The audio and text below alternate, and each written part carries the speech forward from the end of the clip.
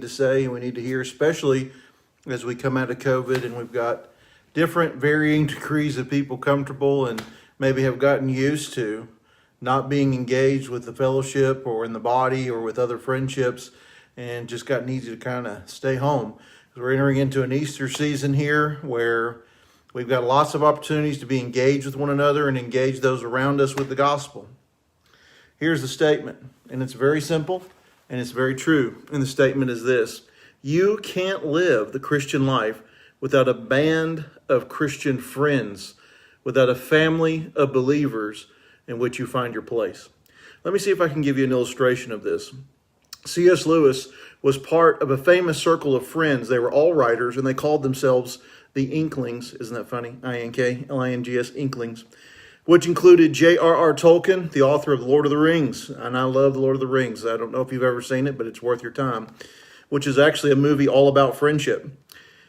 And also Charles Williams. So it was Tolkien, Lewis, and Williams. And Williams later died right after World War II. In Lewis's book, The Four Loves, Lewis wrote a striking meditation on the death of his friend in an essay that he titled Friendship. And here's what he writes. Lewis said the following: in each of my friends, there is something that only some other friend can fully bring out. By myself, I am not large enough to call the whole man into activity. I want other lights that my own to show his facets. Now that Charles Williams is dead, I shall never again see Ronald's, that's Tolkien's, reaction to the specific Williams joke. Far from having more of Tolkien, having him to myself, that's what we put in parentheses, now that Williams is away, I have less of Tolkien. In this friendship exhibits a glorious nearness by resemblance to heaven itself, where the very multitude of the blessed, which no man can number, increases the fruition which each of us has of God. For every soul seeing him in his or her own way doubtlessly communicates the unique vision to all the rest. That, says an old author, is why the seraphim in Isaiah's vision are calling, holy, holy, holy to one another in Isaiah 6:3.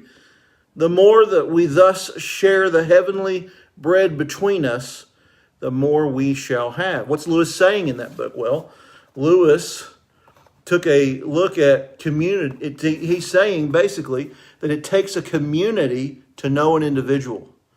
How much more would this be true of Jesus Christ? Christians commonly say that they want a relationship with Jesus and they want to get to know Jesus better. I want to argue this, and I think this is on good scriptural grounds, is not forsaking the gathering together. You will never be able to do that by yourself. Never.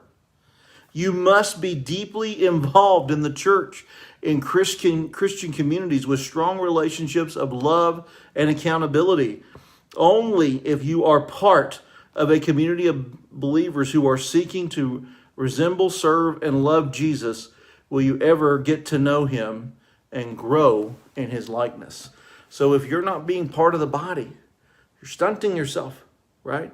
We want to be back with the body. Now, I understand some people have medical conditions, and I'm not talking about those. I am talking about not necessarily caregivers or those that are,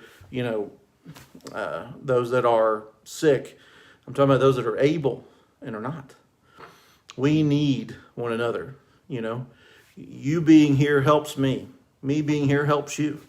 We all cast that light on Christ and bring him glory.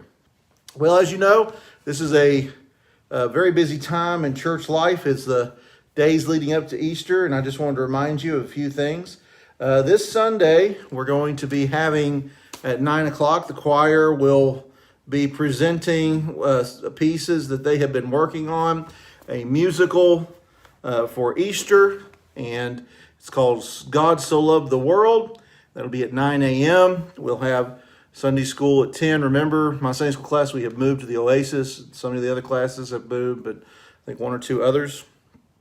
Also, I'll finish my sermon at 11 o'clock from last week's text where we were looking at the return of Christ and what that day will be like. And then at 5 o'clock, we're going to do something that I love and I think our body loves to do as well. We're going to have an agape meal. Now, this is not a potluck, right? We're not really ready to wade back into those waters quite yet. But this is a meal that we're going to share together. This is some of our, the folks are taking care of this, very clean. It's going to be taken care of. It's going to be a very, very good thing to do. We're going to have that meal in the fellowship hall at 5. We're going to have a Lord's Supper service to follow it. After we have that Lord's Supper service, we will take up an offering for benevolence. Now, you may not know what some of the benevolence funding goes to at Grace, but I'll just tell you. To be quite honest, benevolence funds at Grace primarily help children in Carter County. They help kids at high school. They help kids in elementary school. It goes to help pay for some of their Christmases and other holiday needs that arise. It goes to help pay for the devotions up at Unaka High School. So it primarily helps those that really can't help themselves right now, which I think is at the very heart of the gospel. Christ did for us what we could not do for ourselves. So that's what we're echoing in benevolence. It's very gospel grounded. Kids and kids in need in Carter County are where we primarily try to point those fundings and those helps. It also goes to help church members that are in need. We have church members that have needs from time to time. The Bible tells us in Acts that in many ways we should all also take care of our own. That should be a first and foremost. Nobody should be in need at the body.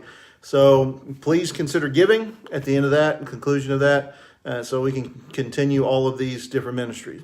Look forward to worshiping with you on Sunday. Please, as we've said today in our devotion, try to make worship. You are not only missing something, but we are missing something when you're not here. Not just missing your presence, but what you bring to worship as we all cast our lights on Christ and His glory. Look forward to seeing you then. I can't